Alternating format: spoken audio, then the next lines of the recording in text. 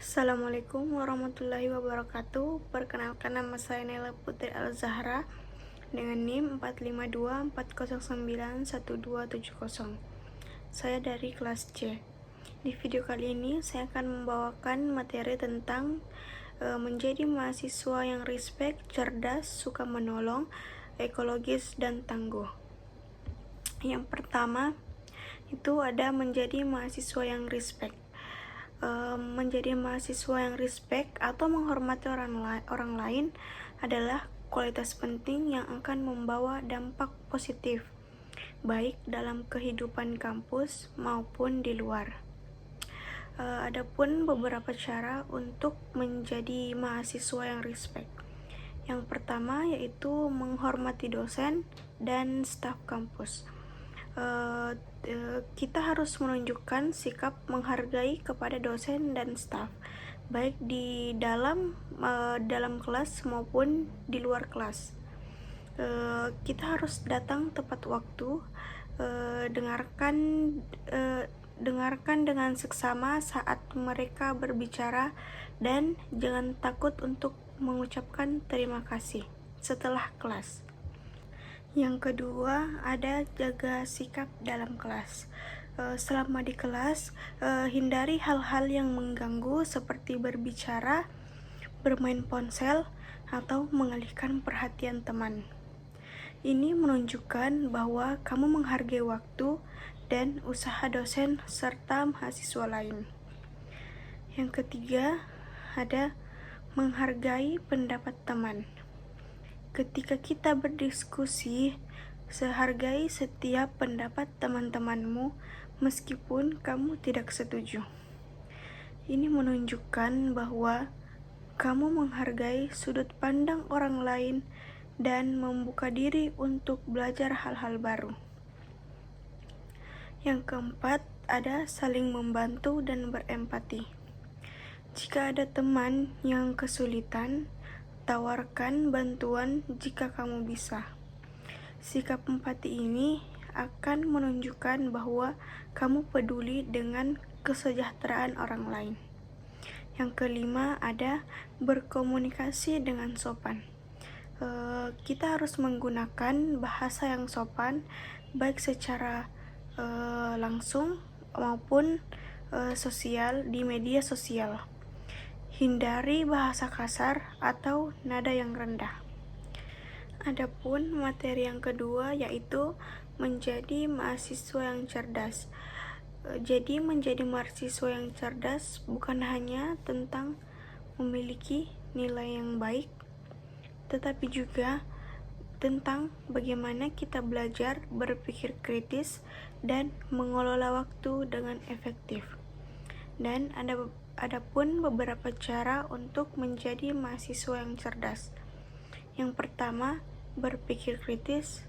Latih kemampuan berpikir kritis dengan mempertanyakan dan menganalisis informasi yang kamu terima. Bukan sekedar menghafal, coba kamu cari tahu alasan dibalik konsep atau teori tertentu agar pemahamanmu lebih mendalam dan aplikatif. Yang kedua, kembangkan kebiasaan belajar yang efektif. Kita harus membuat jadwal belajar rutin atau prioritas dan luangkan waktu untuk memahami materi secara mendalam. Hindari belajar dan sistem yang sering kurang efektif untuk memahami jangka panjang. Yang ketiga, aktif di kelas. Kamu jangan takut untuk bertanya jika ada yang kurang dipahami.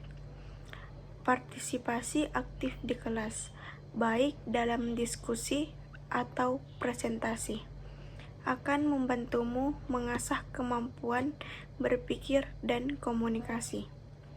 Yang keempat, ada mengelola waktu dengan baik. Mahasiswa cerdas tahu bahwa bagaimana memanfaatkan waktu dengan efektif.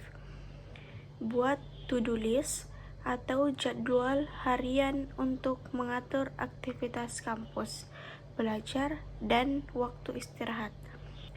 Disiplin dengan waktu akan membantu mengurangi stres dan meningkatkan produktivitas.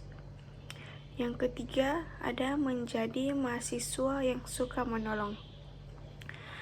Menjadi mahasiswa yang suka menolong adalah sikap mulia yang dapat menciptakan lingkungan kampus yang positif dan mempererat hubungan dengan teman-teman. Adapun beberapa cara untuk menjadi mahasiswa yang suka menolong. Yang pertama yaitu bantu teman belajar. Jika kamu memahami suatu materi lebih baik, tawarkan diri untuk membantu teman-teman yang mungkin kesulitan. Kamu bisa membuat kelompok belajar atau menjelaskan hal-hal yang belum dipahami. Yang kedua, ada berbagi sumber belajar. Saat menemukan materi belajar yang bagus, seperti buku, artikel, atau video, bagikan kepada teman-teman. Ini menunjukkan bahwa kamu peduli pada kemajuan mereka juga. Yang ketiga, ada sedia membantu di kegiatan kampus. Jika ada acara atau kegiatan kampus, jadilah sukarelawan. Kamu bisa membantu panitia atau menawarkan diri untuk mengerjakan tugas-tugas kecil yang mungkin dibutuhkan. Yang keempat, ada memberi dukungan emosional. Tidak semua bantuan bersifat akademis. Kadang-kadang teman hanya butuh seseorang untuk mendengarkan. Jadilah pendengar yang baik dan berikan dukungan emosional kepada teman-teman yang sedang menghadapi masalah atau stres. Dan materi selanjutnya ada menjadi mahasiswa yang ekologis. Ekologis berarti peduli terhadap lingkungan dan menjalani kehidupan kampus dengan cara yang lebih ramah lingkungan. Adapun beberapa cara untuk menjadi mahasiswa yang ekologis. Yang pertama, kurangi penggunaan plastik. Bawa botol minum, tempat makan, dan kantong belanja sendiri untuk mengurangi penggunaan plastik sekali pakai. Hindari membeli air mineral atau minuman dalam botol plastik jika memungkinkan. Yang kedua, daur ulang dan pilah sampah. Mulailah memilah sampah di tempat tinggal atau di kampus sesuai kategori, seperti sampah organik, plastik, kertas, dan kaca. Cari tahu apakah kampus memiliki tempat daur ulang dan menggunakan fasilitas tersebut. Yang ketiga, menghemat energi. Matikan lampu, kipas angin, atau perangkat elektronik saat tidak digunakan.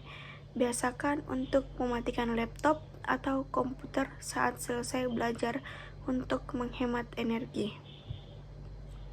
Dan materi yang terakhir adalah menjadi mahasiswa yang tangguh. Tangguh berarti mampu menghadapi tantangan dan tekanan dengan sikap positif dan pantang menyerah.